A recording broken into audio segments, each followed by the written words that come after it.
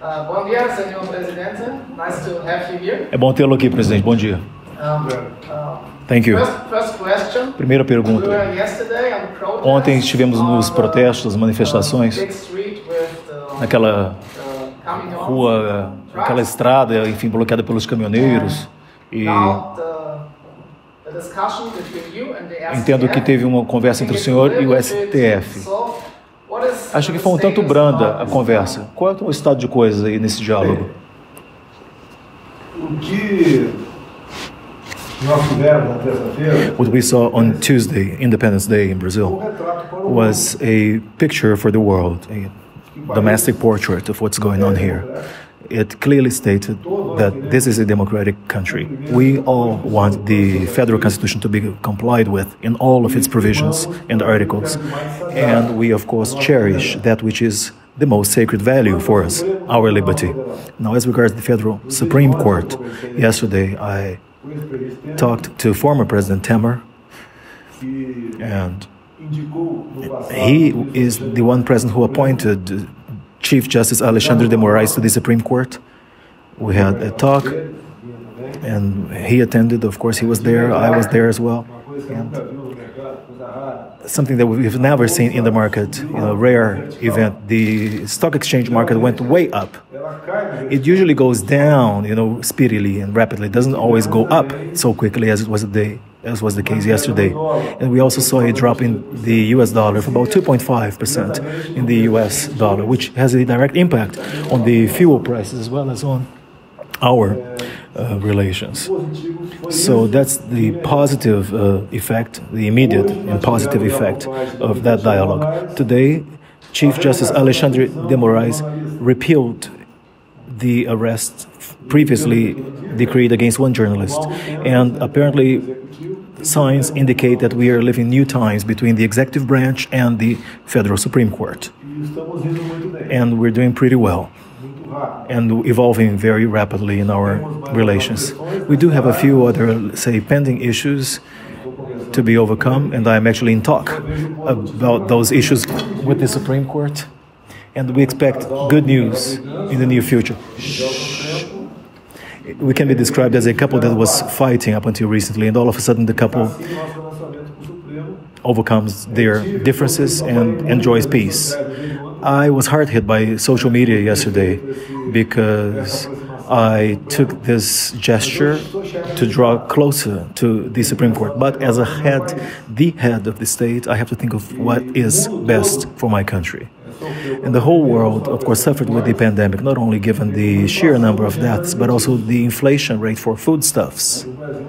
And Brazil is a very vast, very large country, not only territory-wise, but also population-wise, 210 million people. And 1/3 of the population in Brazil are poor.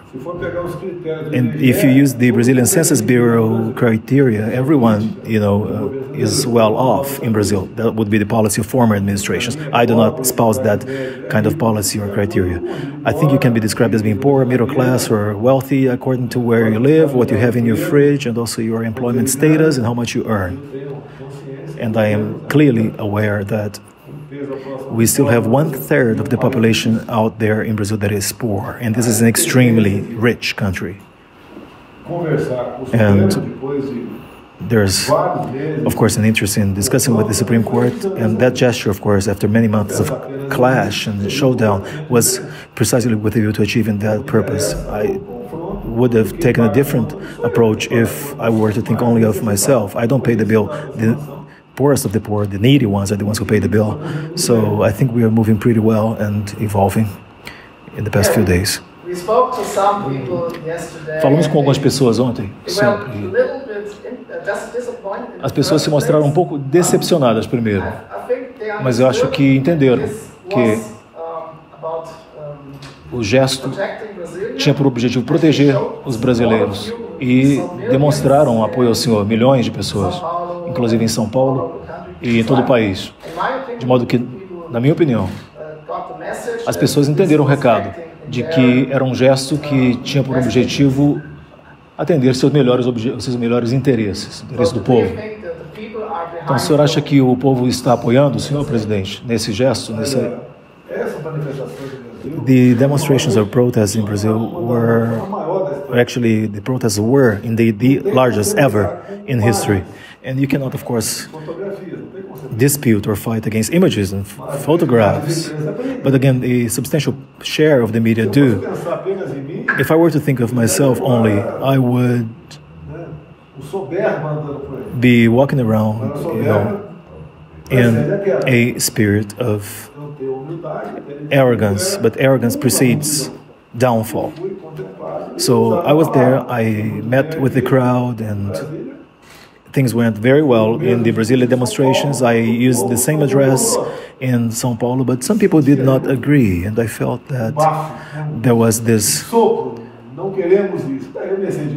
blow of opposition from the crowd, and I may have exceeded a little bit, true.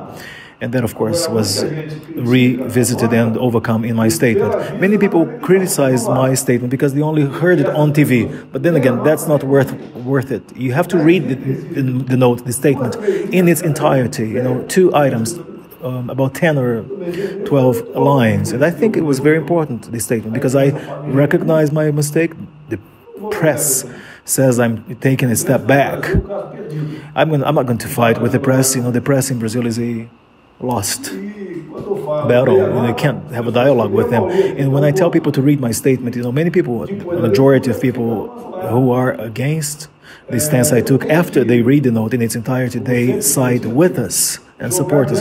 As I have always said, we need to play the game within the borders set by the Constitution. If you, of course, work and operate outside of the Constitution, then you're in for a anything goes like game, and that means a step towards dictatorship, and that's not a good thing.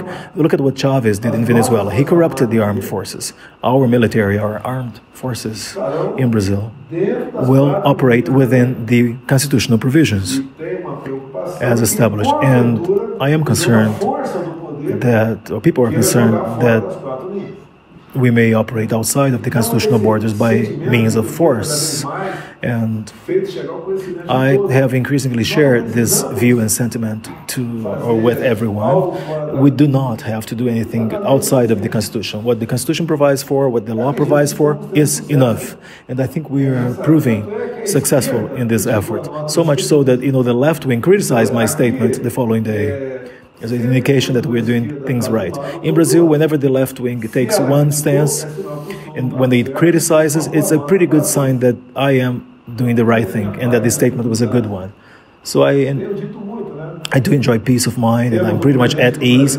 We often say that we have a president in Brazil who is a believer in God, a man who respects the armed forces, and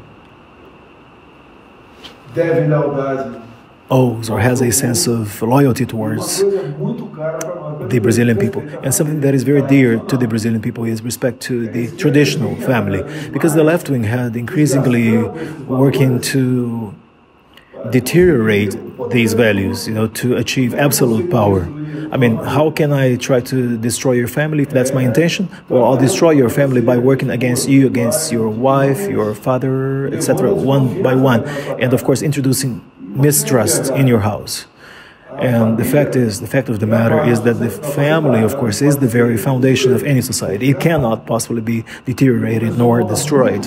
And we began to see a very strong wave against the family values in 2010. And that was not the first person. For many months on end, I was the only person advocating these values and the only person to point out where the attack against the family foundation was coming from.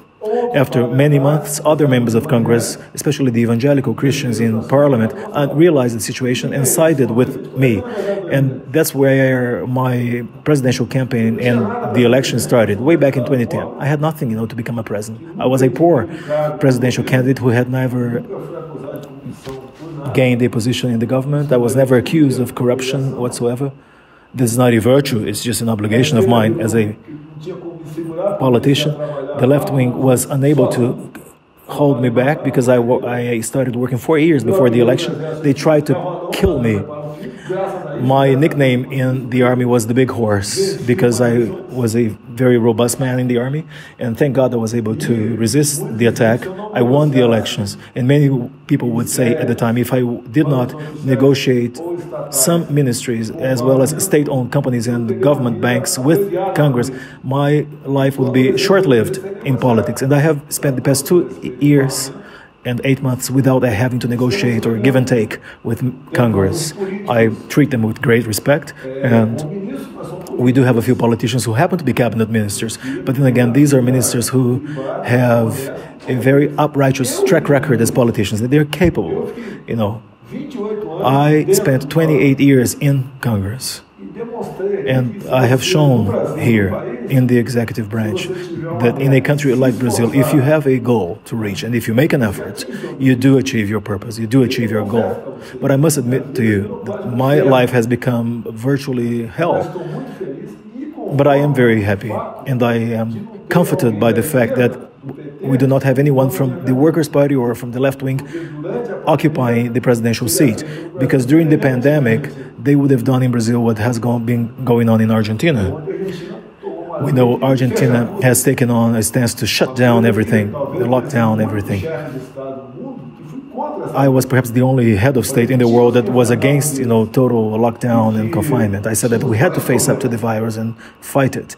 And I also said that we had two problems to be addressed simultaneously and with the same responsibility. On the one hand, the virus that could kill, and also unemployment, which can also kill people. Today, the population already recognized that is the case, and everything I have said about the pandemic, unlike the whole world out there, little by little, people have recognized that I was right. A mídia, a grande imprensa tradicional, diz que a sua política aqui no Brasil contra a Covid foi ruim. Mas, em comparação com a Argentina, por exemplo, acredito que os números são bem próximos, bem parecidos. Mas aqui não teve o lockdown, o fechamento absoluto. Aqui no Brasil, só deixou a liberdade de escolha prevalecer, certo? When the virus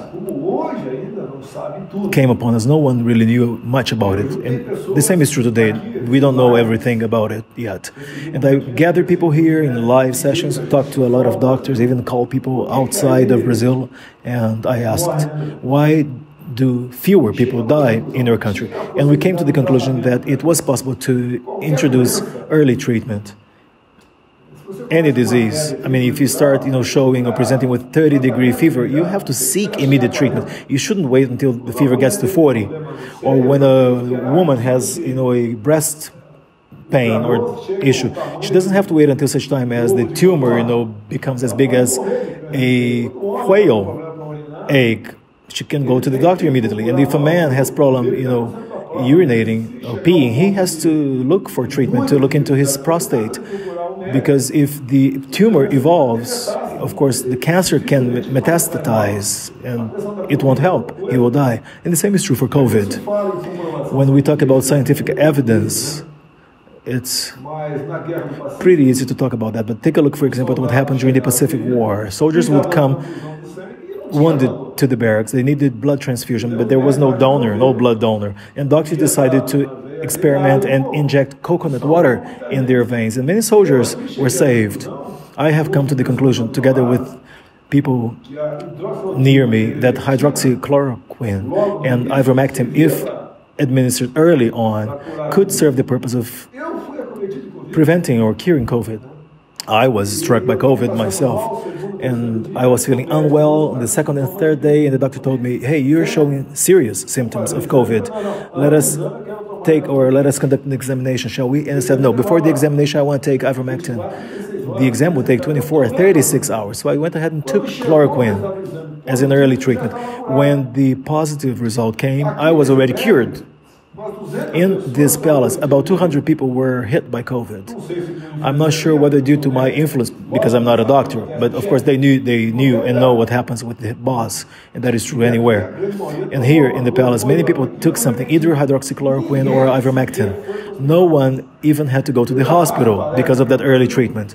I have been given talks all over Brazil, usually 200, 300 people. And I ask in the audience, who has had COVID? and about 70% of the members of the audience raised their hands. And I asked, who among you took hydroxychloroquine or ivermectin? Almost everyone raised their hand. So why this negative reaction against hydroxychloroquine or ivermectin? Just because it's cheap? If it were a $2,000 medication, would it be good? We know how the pharmaceutical industry works all over the world. Brazil's health surveillance agency, Anvisa, you also have your own in Germany, a similar agency. We have changed their profile and role. I assigned a doctor and a admiral to lead the agency as the president. So the agency already worked pretty well, but they have actually enhanced their credibility. When I am criticized for COVID treatment, you have to bear in mind that the approximate figures in Brazil are as follows. One person with COVID in a government-run public hospital costs about 2,000 Brazilian reais in the ICU per day. For other diseases, the cost is about 1,000 Brazilian reais on average, half of the cost. So many humble, poor people, when they would go to the doctor and have to be admitted to hospital, they would be sent to the ICU bed, to the ICU section, because the hospital would get more money. So there was an over-reporting, and you can only learn about over-reporting in hindsight 2 or 3 years later. So it happened, and the number of deaths was actually boosted and overdone in Brazil. It is a fact of life. Even people out there will tell you, hey, my mother did not die of COVID. They died of something else, but they wrote COVID on the death certificate. Very often, to more easily release the dead body, they said COVID. There was no autopsy. It was cheaper for the hospital not to conduct any autopsy. So many things happened to overdo the number of deaths for COVID. Many people already had some kind of comorbidity going on before they died. So COVID probably shortened their lives by a few days or a few weeks. We regret all deaths, of course. But of course, we know many people who were doing well did die. But it is a reality. It was a worldwide wave against early treatment. And of course, I ended up paying a very high price for advocating this approach without being a doctor, of course. But it's... A imprensa vem atacando o senhor em todo o mundo. E o que o senhor acha sobre como é que o senhor ou como nós podemos encontrar uma forma de ter uma imprensa mais baseada em fatos e menos baseada em ideologia política? Como é que podemos, digamos, romper essa máfia da imprensa, da mídia? Se me permite, o senhor estaria disposto a falar, por exemplo, com a imprensa alemã, se tiver a oportunidade, para poder ilustrar o retrato correto do Brasil? Para pintar um quadro certo do Brasil? Well, let's say, what can I possibly say about the media in Brazil? Well, when I took office, we had the constitutional amendment talking about spending cap. The spending cap, where the government cannot possibly spend more than that amount, the spending cap, or ceiling. And that cap has been going down, increasingly down, or if you will, the floor has been going up, if you understand me. So we had to consider where we could spend less to make sure funds were available to spend on more important things. And the media, absorbed about more than 2 million Brazilian reais every year in Brazil, a lot of money. And I said, no, let's spend only 10% of that amount. Of course, mainstream media did not like that. Mainstream television networks in Brazil did not like that. There's also, of course, the ideology factor. I am a former Brazilian Army captain. When I took office back in 1991 as a federal member of the House of Representatives, at that point in time, many people who had enjoyed amnesty from the military period in Brazil many people were elected as members of Congress, senators, members of the House, and they had a lot of hard feelings, and they saw me as a former Army member as their favorite target to criticize. Very often I was there all by myself against 30 members of Congress in the discussions. And that's where the ideology creeps in. There's also a very close relationship with the left wing in Brazil.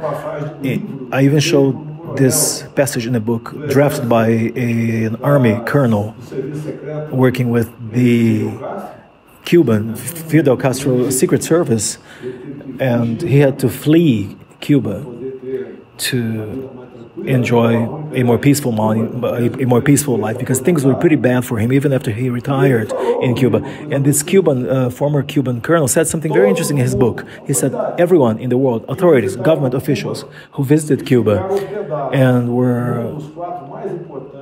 and stayed in one of the most important most important hotels in Cuba, they were all taped. And if you stayed in that hotel with your wife, you were on tape.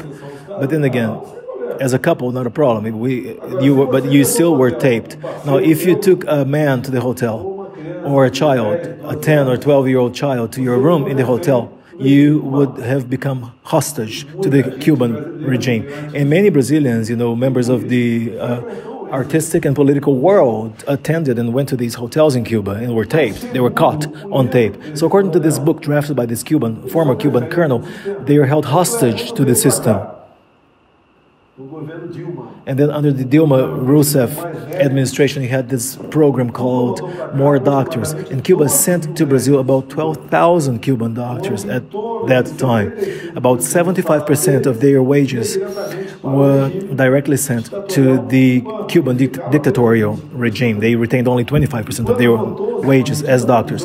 And when an executive order was voted, or a bill of law was voted in Congress, an executive order is a bill of law that has dint of a law. One of the articles contained so many aberrations, saying that if anyone asked for asylum in Brazil, these Cuban doctors would be immediately deported from Brazil back to Cuba. So the Cubans came here with support of the Brazilian parliament, a parliament that spoke so much about democracy. And if a Cuban citizen decided to desert and not go back, he would be immediately deported back to Cuba. I even tried to ensure that these 12,000 Cubans would get a wage in a government bank, an official government bank, but my proposal was defeated because the money would not be deposited in their personal account. And they came here without any evidence as to whether or not they were real and trained doctors. A substantial number of them were Cuban Secret Service agents to surveil the situation domestically in Brazil. They started to establish these cells within Brazil, co-opt Brazilian citizens, and introduce their ideology and try to showcase that Cuba was so good and that the Cuban regime were introduced in Brazil, things would be outstanding. I was a one-man fighting against that. So yes, the ideology does weigh against me to a certain extent. But then again, you may ask the question, how did I get elected president? I mean, I didn't have a party, I had very little time on TV, no marketing professional, and had spent the last 30 days before the election in hospital. So how did I get elected? Well, a miracle happened, really. A doctor saved me in the city of Juiz de Fora, where the attack happened, and they told me that, this virtually 20-centimeter blade that was used to stab me, was very close to vital veins in my body.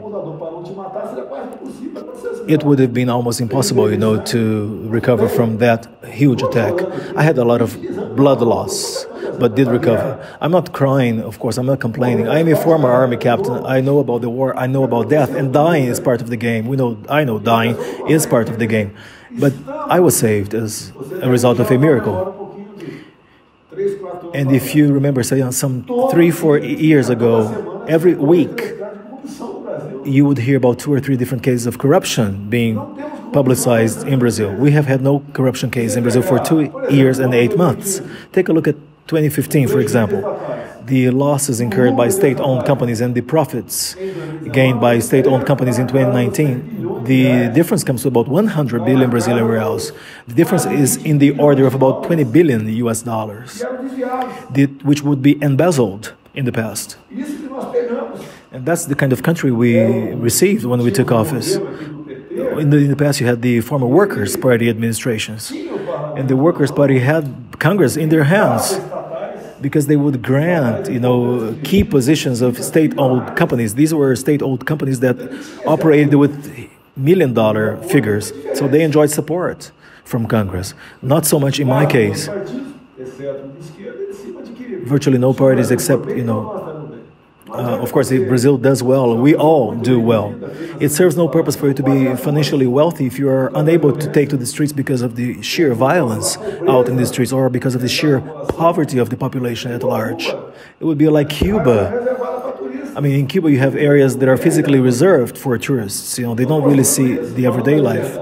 So I try to show that and talk about freedom and what the potential path ahead would be, and also showcasing what was going on in Venezuela, and also showcasing what is unfortunately beginning to happen in Argentina, and unfortunately was also beginning to happen in Chile. And we don't want to follow suit. We don't want to be the next country in line.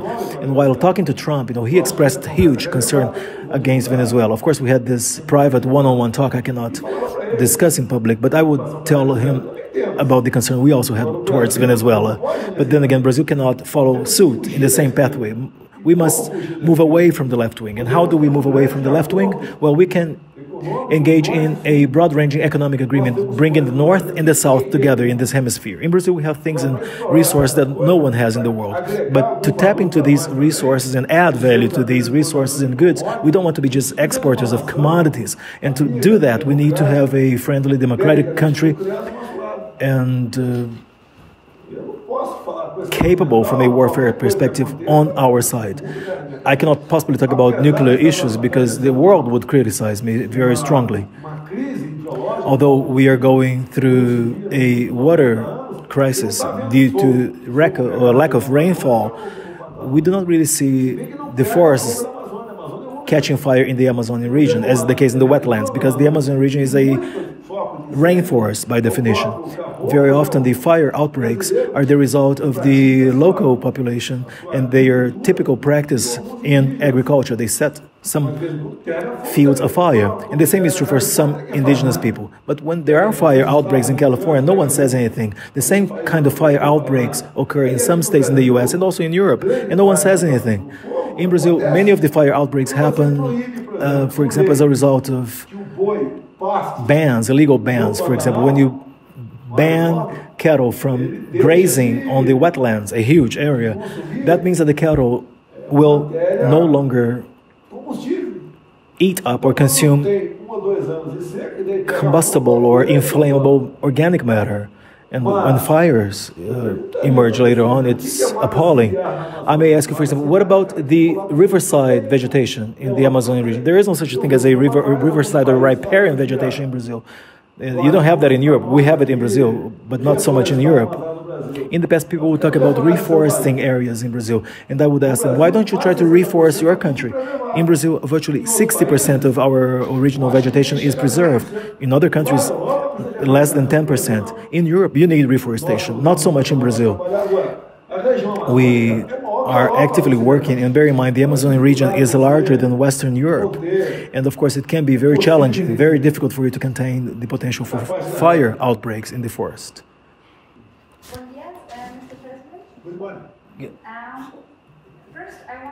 Primeiramente, queria retomar as perguntas sobre Covid, porque a mídia tradicional na Europa vem dizendo que o senhor esqueceu os povos indígenas em matéria de saúde, matéria sanitária. Então, gostaria de perguntar, há algum plano, alguma intenção de fazer as vacinas chegar aos povos indígenas no Brasil? Olha, os índios estão espalhados.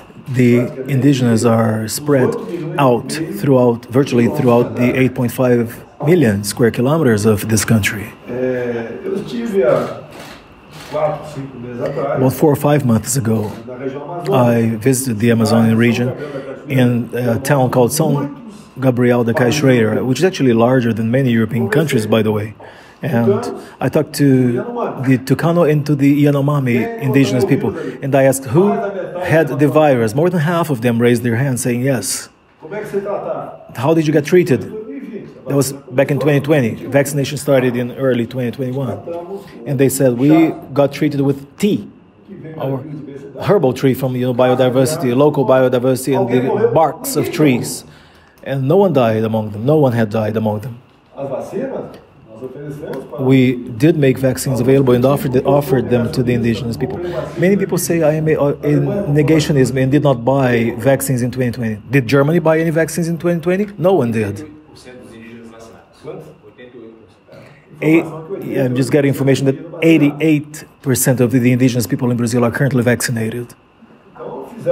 So yes, we did our part and even provided them with foodstuffs and social isolation.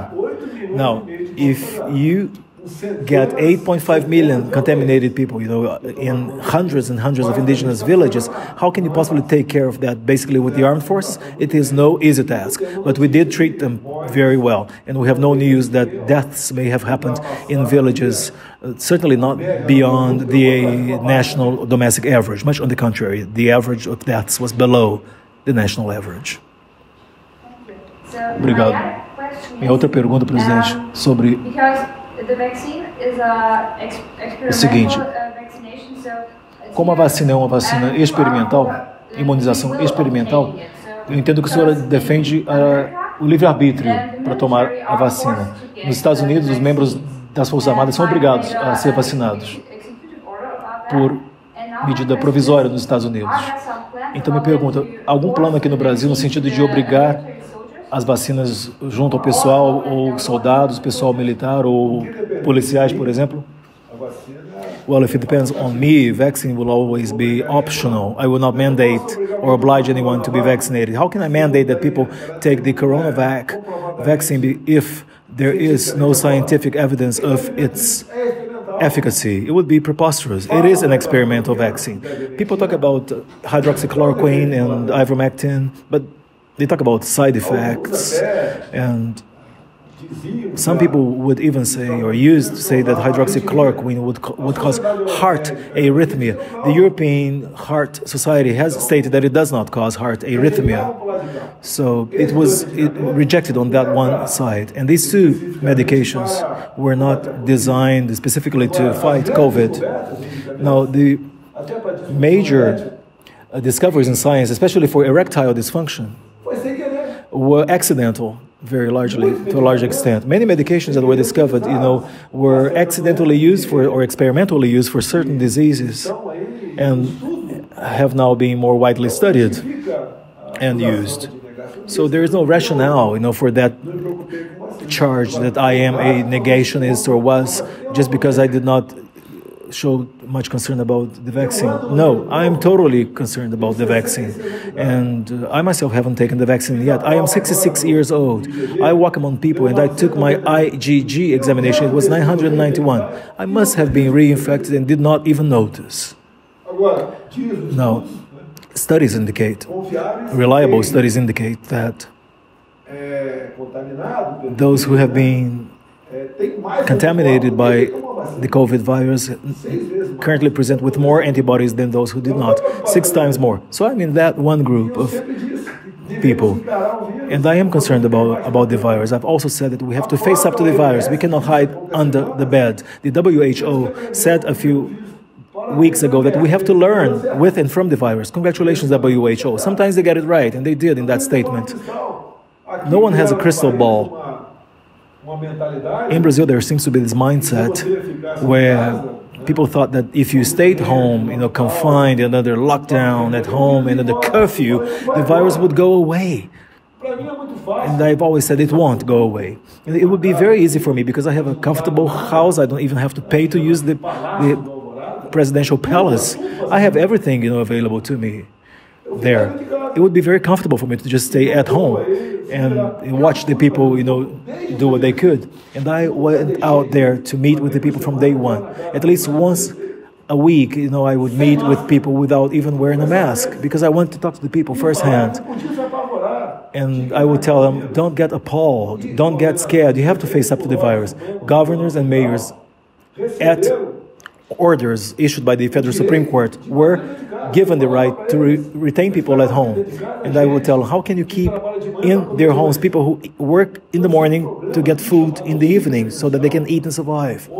We launched the emergency aid program whereby 68 million people were granted the emergency aid. We spent 320 billion Brazilian reals, which roughly means about 50 billion US dollars.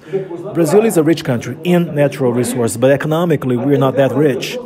So we assisted these people because we didn't want them to starve to death or take to the streets and cause more serious problems to public property, for example, as was the case in the past. For example, when people would invade and loot supermarkets, there was no single supermarket looted in Brazil. I did assist and help the poorest in the population. I did what many governors and mayors did not do. So I rest in peace with my own mind and with my own consciousness. And the stay home policy, unlike other countries, we have formal working documents. And these people just lose their jobs if they stayed home. I put in place programs to keep them working by lowering the workload while, of course, ensuring that they would retain their jobs. The number of employees, for example, in bars and restaurants and in the tourism industry is huge. We were able to keep these people working and employed. According to our calculations, 11 million people never lost their jobs because of our aid. So there should be no complaining. They just, created or made up corruption involving that one vaccine procurement. Not one single criminal offense was perpetrated. It's more or less like telling you, you will die, and just use my finger as a threat. You won't die, so no crime. Now, many people, of course, felt uncomfortable because I put an end to corruption. Corruption may happen, and if it does happen, we will certainly help ensure that it will be investigated and, of course, forwarded to the judicial authorities, of course. And so far, we have had 0 cases of corruption under my administration. Genial, ótimo ouvir isso, presidente. Eu sou ex-integrante das Forças Armadas e amanhã marca o 20º ano desde o acidente, ou os incidentes de 11 de setembro nos Estados Unidos, quando os afegãos e os americanos foram atacados, enfim. O que o senhor acha que é a perspectiva que deve ocorrer e se desdobrar daqui por diante no Afeganistão? September 11th, yes, we were all there and monitored what happened. Terrible episode. Now, the question regarding Afghanistan, of course, we were all very concerned because they got hold of a huge war arsenal in their state apparatus. It may have a ripple effect all over the world, and we may see a comeback of terrorist actions. We have no influence whatsoever on what happens there. As, or unlike the United States, they have always had an influence in a few other countries as well. We hope nothing will happen, but of course the level of concern has gone up substantially as regards a potential comeback of terrorist actions worldwide. Sou também um ex-integrante das Forças Armadas e a imprensa tradicional da Europa critica o senhor pelo seu perfil de ex-membro do Exército. E o que o senhor pensa a esse respeito?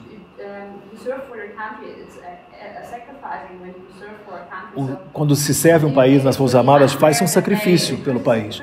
O senhor diria que é uma crítica injusta, essa que se ouve na imprensa, a seu respeito? What is democracy all about? It's about running for office, and if you get elected, you or your election will be respected. Back in 1999, the Ministry of Defense was established in Brazil, and only 3 members of Congress voted against the proposal among 513. I was one of the 3. The Ministry of Defense was established not due to any military need or requirement, but due to a top-down political imposition. In Brazil, up until then, we had the military household, or the military offices, including the Ministry of the Navy, Army, and the Armed Forces, and the Chiefs of Staff. We had 5 members of the military in the ministerial head table, and they could be a hindrance in talks to, of course, meet shady interests that would not prove appropriate or good for Brazil. So it would be best to address these issues without members of the military. So they established the Ministry of Defense, whereby the Minister of Defense could be anyone. And it became a civilian. The minister appointed was a civilian. The first minister appointed to that position was a former senator who had not been re-elected. In other words, they didn't even appoint, a high prestige civilian person, but just this one senator who had failed to be re-elected. And this was the trend up until the Temer administration. People holding positions, top-ranking positions in the Ministry of Defense were enemies vis-a-vis the armed forces.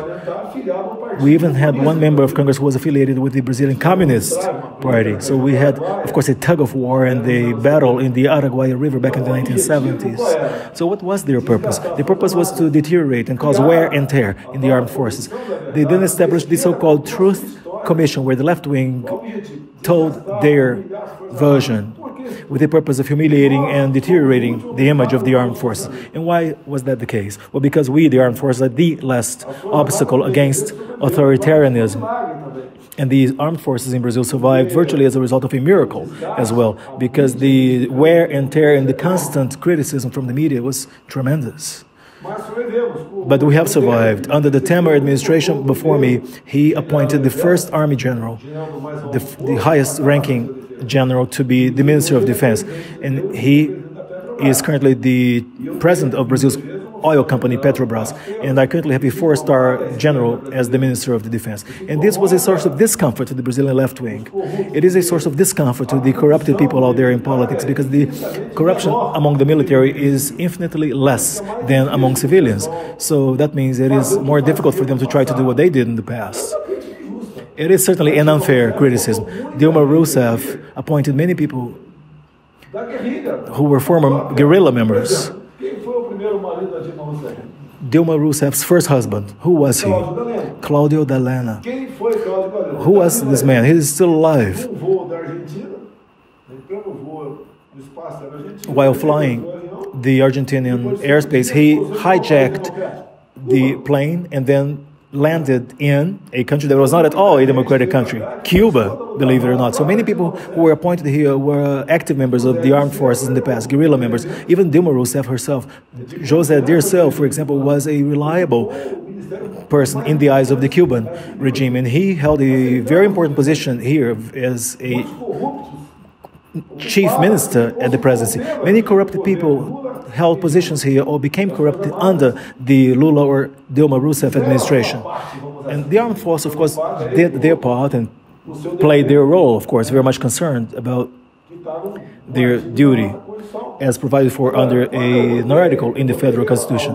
Now, when I appointed people to these positions, I appointed people who were friends of mine. Yes, I could have appointed corrupt people, but why should I not be able to appoint members of the military who are uprighteous people? And the members of the military, together with the good and uprighteous civilians who are appointed here, do help us put an end to corruption, as was the case in the past. In the past, corruption here, as we know, corruption is the source of a lot of wear and tear in this country. And people sometimes just criticize because they like to criticize. If a member of the military does something wrong, they will pay for it. I've had cabinet ministers who are members of the military. I won't go into details here, but anyway, they were dismissed from office because they started to criticize me. And very often the press uses that example plus a few other examples of ministers who say, or to say that militaries are being criticized, and they always, of course, refer to my name. But still, I enjoy great peace of mind. I'm very happy with the 23 cabinet ministers I have. There are many members of the military, yes. And there has indeed been an increase in the members of the military in the second and third echelon in government. But no worries, because the chance of corrupting a member of the military is there, yes, but it's much lower. O senhor acha, então, presidente, por que o senhor acha que a mídia tradicional publicou um artigo no jornal Guardian, segunda-feira última, dizendo que o senhor usa os militares para apoiá-lo durante as manifestações no dia da independência? O senhor estava lá em São Paulo e o protesto foi muito pacífico, livre, sem violência. Então,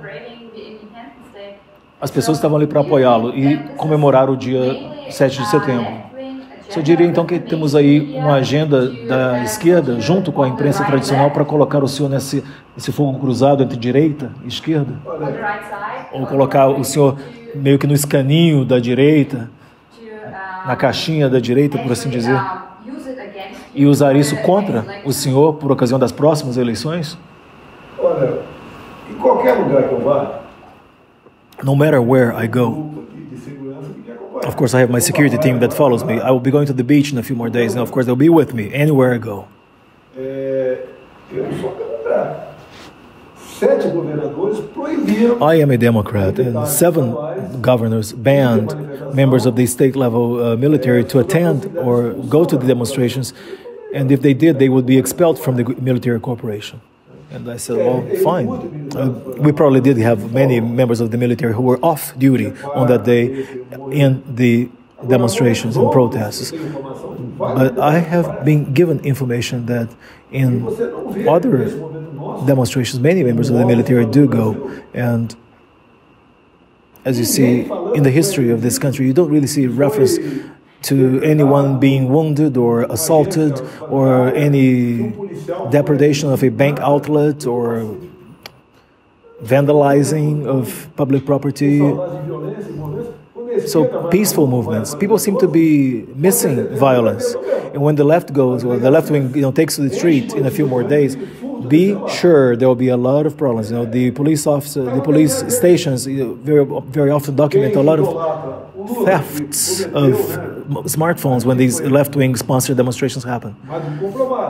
As regards Lula, former President Lula, for example, there is ample evidence indicating that those people who spoke against him and contributed to the investigations, about $12 billion or $12 billion were returned. It doesn't happen among members of the military. And if it does, we don't hear about it. And these people, the left-wing people, have survived at the cost, at the expense of the Brazilian state apparatus. The landless people movement, the MST movement, they have invaded property. But you don't really see them active in my government because I put an end to the sources of funding that they got from NGOs. It is like depriving them of gas or fuel for their car, so they're no longer able to do much.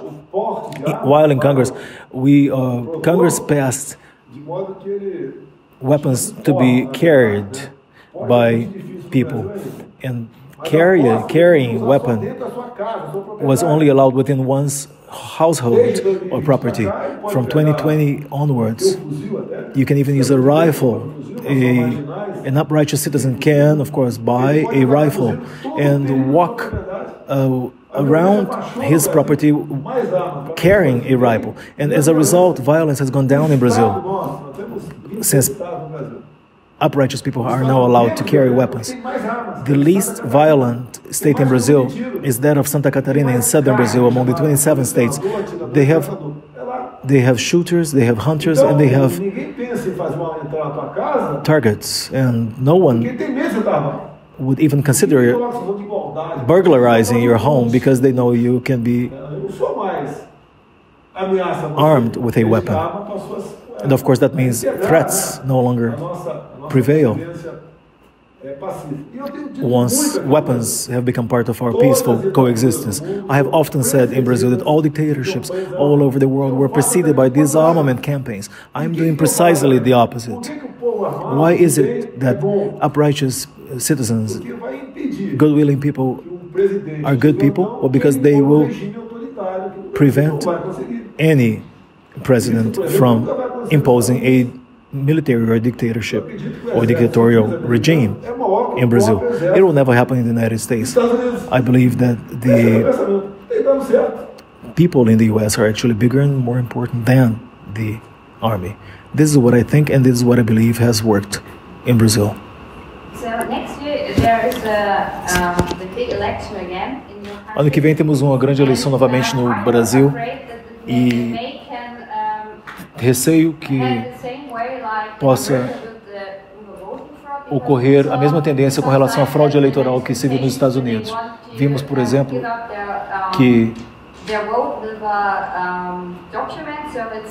nos Estados Unidos alguns queriam usar um voto impresso para ter uma prova física concreta de que votaram para a pessoa que queriam votar. e não um voto eletrônico num equipamento que pode ser facilmente hackeado. As informações que nós temos, Well, the information we have about the United States is that many people voted more than once through the mail. chegaram notícias e We got those news that something wrong happened in the United States, but I won't meddle with elections in the U.S.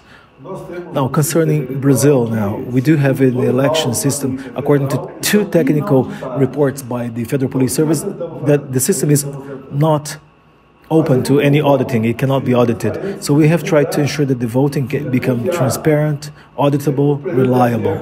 The President of the Electoral Supreme Court is against that proposal. And I've had 2 live sessions on this matter in Brazil. The second live session, I included documents issued by the Electoral Supreme Court indicating that hackers spent 8 months in their Electoral Supreme Court computers, 8 months before the 2018 elections. Documents issued by the Electoral Court itself. And the Information Technology Director himself, in an official letter to the Federal Police Service, said that the records or logs were deleted. And even the fingerprints were deleted. Então, o que nós tentamos fazer? So what did we try to do then? Ter sistema We, of course, want to try to have a reliable voting system. The President of the Electoral Supreme Court is against that proposal because he says that the system is reliable. But just a few days ago, he stated that they're enhancing the system. If they're enhancing, that's because the system had flaws. So why are we engaged in this battle? Well, because we want the next year elections to be such that no one will later say, hey, there's a suspicion of fraud. And I believe that when we submit a proposal to protect us against the possibility of fraud, I think we will approve it or pass it. Brazil is a wonderful country. We feed more than 1 million people worldwide. And there are countries, some countries out there that would like to, of course, prevail and have a dominant position in Brazilian agriculture, if you understand me. For some countries, it would be good, if the president of Brazil were more friendly to them. I am not necessarily friendly to them. I want good business to take place for everyone, and I want to make sure our sovereignty is preserved and guaranteed. So this stance has caused some noise in the Brazilian politics. I am accused of engaging in anti-democratic actions just because I talk about the potential for fraud in electronic voting. And we have everything you need to couple a printer next to the electronic voting machine. You can have both, not a problem. If you have a suspicion, you can check. But if there is no suspicion, just congratulate your opponent and go away. That's what I advocate. Now, this ended up, of course, launching a cloud of suspicion on what happens or may happen in Brazilian elections. I am, however, sure that we will be able to hold elections next year and tally votes and make sure that the votes will be, of course, tallied for those for whom our voters actually voted. And on September the 7th, our National Independent Day, we heard the message. A huge number of people out there in the street asking for and calling for auditable voting that can be tallied in public. So, what is your message to the world? Qual seria o seu recado para o mundo, presidente? Afinal, é muito difícil do ponto de vista da imprensa, porque a imprensa sempre fala sobre o senhor, não está do seu lado. Então, o que o senhor diria ao mundo? Qual seria o seu recado? A maior rede de televisão do Brasil é Globo. Brazil's largest television network is the Global network. I've told Global, I will give a live interview, and they don't want it. They do not want. Because they want to be able to distort anything I say. I do not believe in, many journalists. There are very few serious journalists out there. I do not believe in a news article or a newscast where the reporter himself is giving his view and opinion and not really reporting on what was really said. People are doing well in Brazil. Of course, yes, we do have some inflation problems. I will not deny that. But as regards democracy, this country is pretty much at peace. We are in peace. and believe in Brazil and come here and visit. When people talk about fire outbreaks in the Amazon region or in the wetlands, the rainforest cannot possibly catch fire. They do that, of course, to deteriorate our image. There is this one country that has an interest, and they compete with us on agricultural commodities, and they want us to experience a wear and tear and deterioration. Many people say, I won't buy anything from Brazil because of the fire outbreaks in the Amazon region. What are you talking about? The moon in Mars or Saturn? I mean, this is absolute fiction. We preserve almost 80% of our territory. We had food security and we provide foodstuffs to people worldwide, about 1 million people. We also have a beautiful law going through Congress now, allowing indigenous people, if they so wish, to use their land to do the same thing that farmers do next door, including gold mining, gold panning, farming, animal husbandry. And many indigenous people are with us. They're on our side. There are people, indigenous people out there who are happy and they're excited and they're already working, even before the law is passed. And we want indigenous people to, of course, earn their money and produce food and produce, engage in productive-oriented activities. The same country out there, has engaged in a campaign to prevent people from buying anything from the indigenous people. We don't want the indigenous people to be or become like animals in the zoo. Come and visit Brazil. You can even travel the area using a hovercraft. You will enjoy a tremendous and wonderful trip by hovercraft in the Amazon region. You have a standing invitation to come and visit the region, and you will have my endorsement. Maybe one thing, if I ask one more question. Se me permite mais uma pergunta, vemos muita solidariedade entre as pessoas em todo mundo, porque viajamos muito. As pessoas têm solidariedade lutando em prol da liberdade. Qual seria o seu anúncio, presidente, para essas pessoas que lutam no combate em prol da liberdade e são oprimidas? Freedom is something you don't, lose overnight. It's more or less like marriage. You don't lose it overnight. You have to take care of it, otherwise it'll lose. You lose it. And this is not something I said, but I've heard it said that if you give up a little bit of your freedom today for more security or safety, you will end up having no freedom and no safety or security.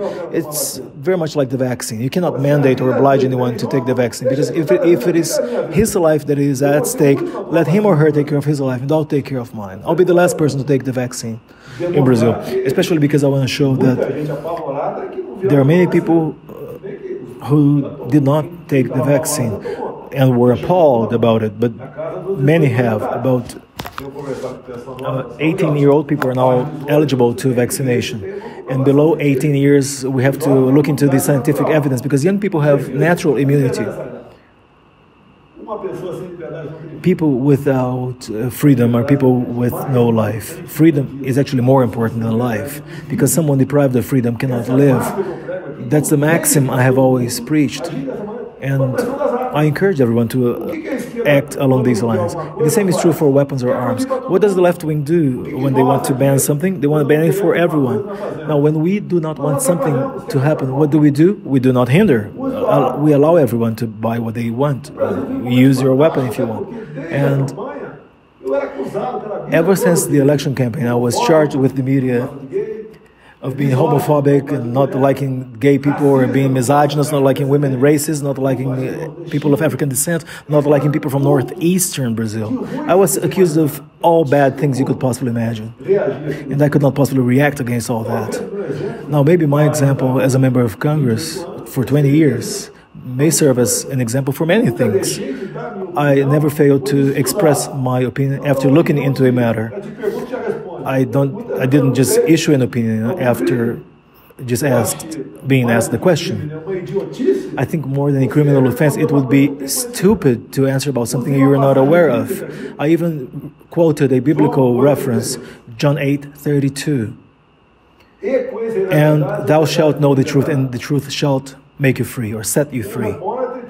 This news reporter who was with me said, if you talk about truth, you won't really get anywhere, because people are now used to sweet lies. Things like, hey, you're good looking, I'm going to get you a job. And I'm going to improve your standard of living. Now, standards of living in Brazil can only be improved by people themselves at their own initiative. It serves no purpose to have a wonderful educational system in Brazil if people are not willing to study.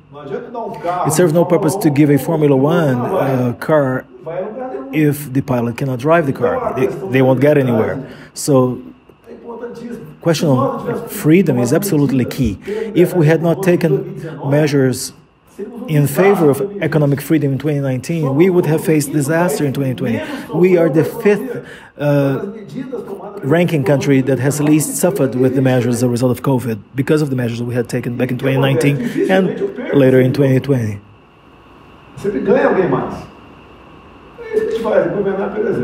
So we try to, of course, set an example in our government.